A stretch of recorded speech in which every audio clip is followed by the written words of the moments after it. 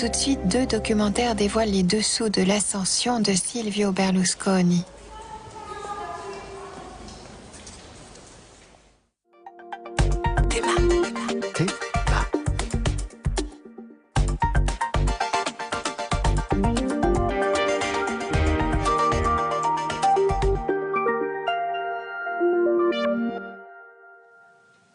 Bonsoir.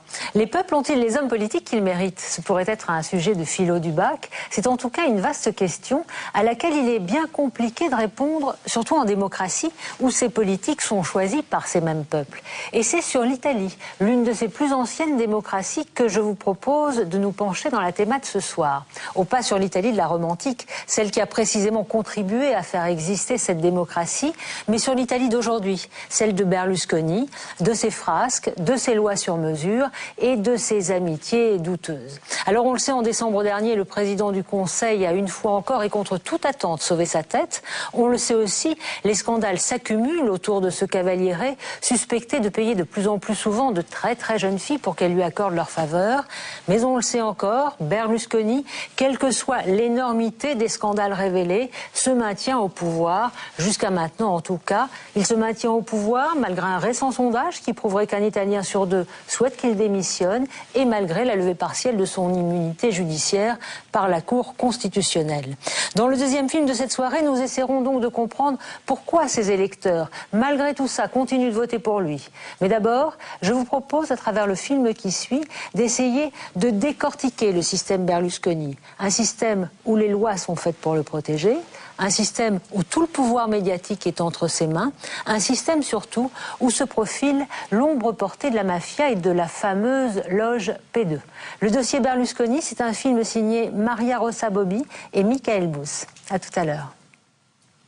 Di gran lunga il miglior Presidente del Consiglio che l'Italia abbia potuto avere nei 150 anni della sua storia. Lo dico sulla base di ciò che ho fatto e faccio e che gli italiani conoscono bene, ed è per questo credo che mi attribuiscano il 68,4% di fiducia.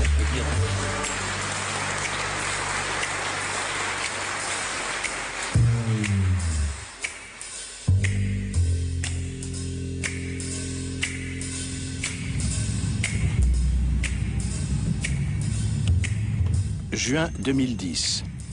Nous entamons un voyage à travers l'Italie. Le train arrive à Milan.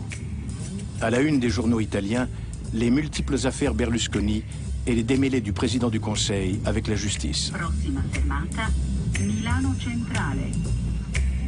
Nous remarquons que les rares journaux que le baron des médias ne possède pas encore sont devenus les seuls instruments de l'opposition. Ce sont eux qui exhument les scandales de la politique italienne au quotidien et non la télévision que Silvio Berlusconi tient sous son contrôle. Le Cavaliere en est réduit à appeler à la grève des lecteurs. Mais que craint donc cet homme qui prétend n'avoir rien à se reprocher? La réponse est à chercher dans son passé très controversé, dont il essaie de se défaire depuis son entrée en politique il y a 16 ans. Notre voyage est donc aussi un voyage dans l'histoire. Première halte, Milan, qui a vu naître la carrière d'homme d'affaires et d'homme politique du chef du gouvernement italien. Ses premières grandes apparitions publiques, il les a faites à l'ombre de la cathédrale sur la Piazza del Duomo, au lieu de la politique italienne depuis une vingtaine d'années. C'est là que, sous les applaudissements de la foule, la vieille Italie a sombré dans les abysses de la corruption. Et c'est sous les applaudissements de cette même foule que la carrière politique de Silvio Berlusconi a pris son essor en 1994. Accompagné par ses fans, Silvio chante Forza Italia, Allez l'Italie. C'est le nom du nouveau parti qu'il a fondé en promettant aux Italiens enthousiastes une Italie propre. Siamo l'Italia che lavora contro l'Italia che chiacchiera. Siamo l'Italia che produce contro l'Italia che spreca. Siamo l'Italia che risparmia contro l'Italia che ruba. Siamo l'Italia della gente per bene contro l'Italia dei vecchi partiti. Viva l'Italia, Forza Italia! De l'autre côté de la cathédrale, le palais de justice. C'est là qu'en 1992, on a accusé le système politique italien de corruption et lancé l'opération judiciaire Mani Pulite main propre. Deux procureurs de la République italienne, Gherardo Colombo à gauche et Antonio Di Pietro au centre, ont été les héros de l'offensive contre la corruption de la classe politique en incarnant l'espoir d'un nouveau départ. Mani Pulite était une enquête qui a permis de mettre au jour la corruption du système politique italien.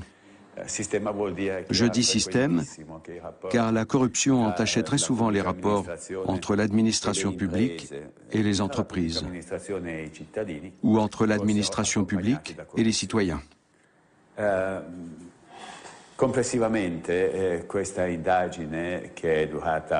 Dans l'ensemble, cette enquête, qui a duré plusieurs années, a révélé l'implication d'un certain nombre de parlementaires, ex-président du Conseil des ministres, membres de la brigade financière, maires de grandes villes, ainsi que de toute une liste d'entrepreneurs et même de magistrats.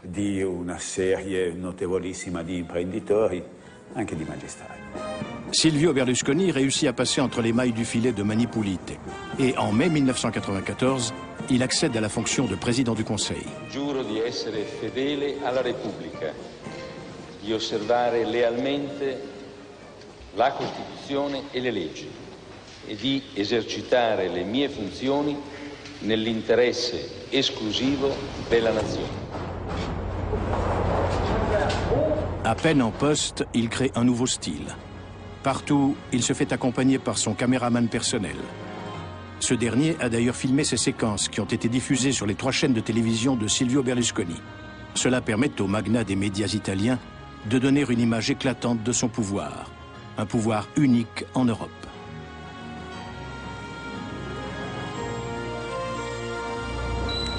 Mais un premier scandale éclate dès l'automne 1994. Lors d'une conférence de l'ONU à Naples, le parquet de Milan fait savoir à Silvio Berlusconi qu'une enquête judiciaire a été ouverte contre lui.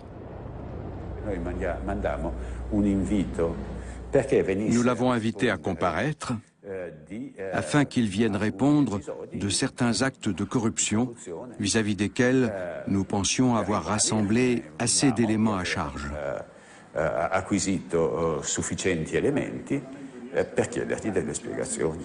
Depuis la fenêtre de notre hôtel, nous apercevons Milano Due, une ville satellite que Silvio Berlusconi a fait bâtir dans les années 70 et pour laquelle il a créé sa première chaîne de télévision. Elle est la pierre angulaire d'un empire médiatique privé en pleine expansion qui s'appellera plus tard Mediaset. Comme beaucoup d'hommes d'affaires mis en examen par les instigateurs de l'opération Mani Pulite, Silvio Berlusconi doit maintenant s'expliquer en ce qui concerne les accusations de corruption dans un premier temps. Hanno deciso di iscrivere il mio nome nel registro degli indagati per il reato di corruzione e mi hanno inviato un avviso di garanzia. Io, naturalmente, non ho mai corrotto nessuno. Berlusconi est rattrapé par son passé de promoteur immobilier et de créateur d'empires télévisuels. 16 années durant, le palais de justice de Milan va s'ériger en contre-pouvoir juridique. Silvio Berlusconi charge Niccolo Ghedini de le défendre face aux attaques des magistrats. S'il est avocat, Ghedini est aussi député et membre du parti berlusconien Forza Italia.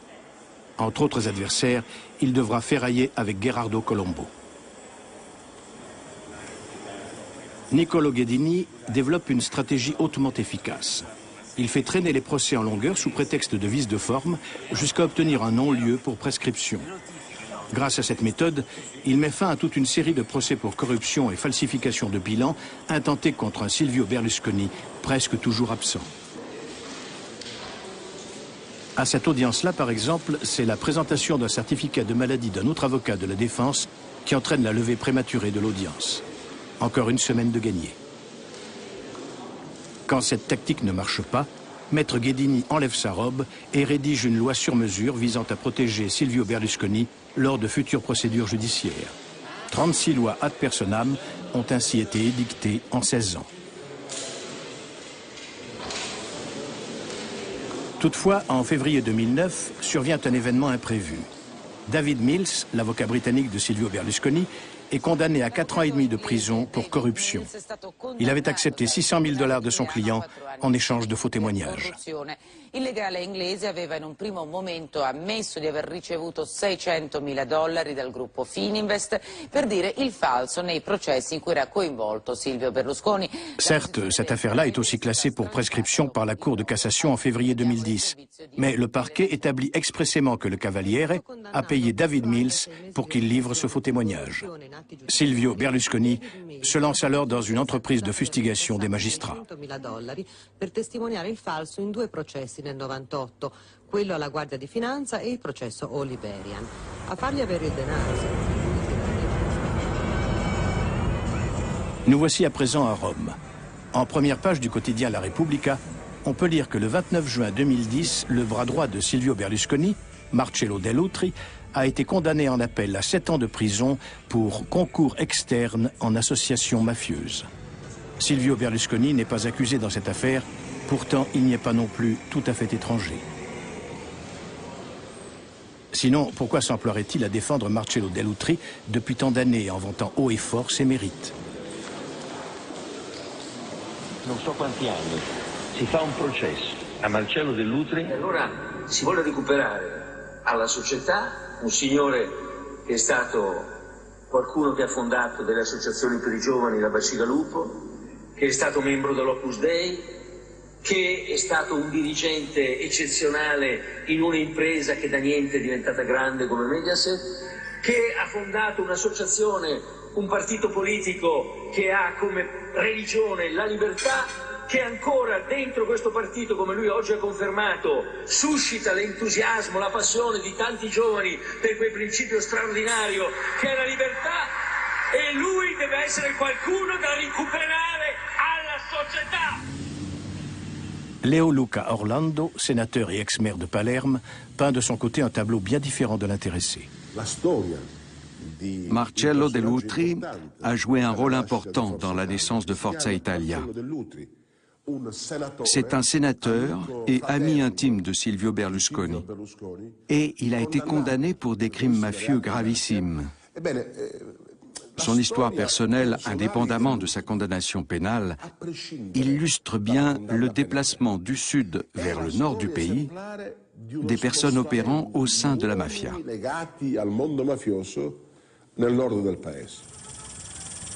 Palerme, capitale de la mafia. C'est là que Marcello Dell'Utri s'est établi pour servir d'intermédiaire entre Silvio Berlusconi et la mafia. Cette histoire commence au milieu des années 70 lors d'un vol Palerme-Milan. À bord, Stefano Bontade, un membre éminent de la mafia sicilienne. Voilà des années qu'il observe les antennes d'une nouvelle industrie, hérissant toujours plus le Mont Pellegrino. C'est dans cette industrie d'avenir qu'il veut dorénavant investir son argent sale.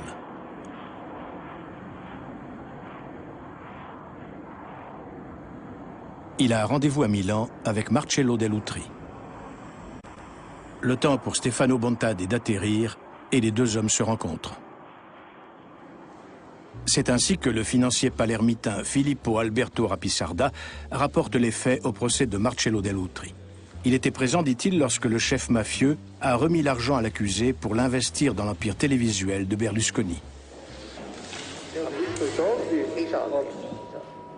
Ho visto i soldi. Una sera andrai nell'ufficio di Dell'Utri e trovai Stefano Bontade e Mimmo Teresi, stavano facendo delle sacche, avevano dei soldi sul tavolo. Quindi erano soldi in contante? Sì. E lui era al telefono, come lui mi ha detto, con Silvio Berlusconi, il quale diceva, anzi si era lamentato perché doveva andare quella sera, doveva portare quei soldi subito là. Si era lamentato chi? Si era lamentato? Lui, il dottor Dell'Utri. Si cette version des faits devait être retenue en dernière instance, alors tout le monde saurait que la mafia a contribué à financer la construction de l'empire médiatique de Silvio Berlusconi. Autre procès, autre témoin, mais le même thème. Cette fois, c'est Massimo Ciancimino, fils de l'ancien maire mafieux de Palerme, qui rapporte sa version des faits et met en cause la banque Rassini de la Piazza dei Mercanti à Milan. C'est dans ce bâtiment que la banque avait été discrètement établie à l'époque. Mais de quel genre d'institut s'agissait-il vraiment ? On m'a dit plus tard que le directeur de la banque Rassini était un parent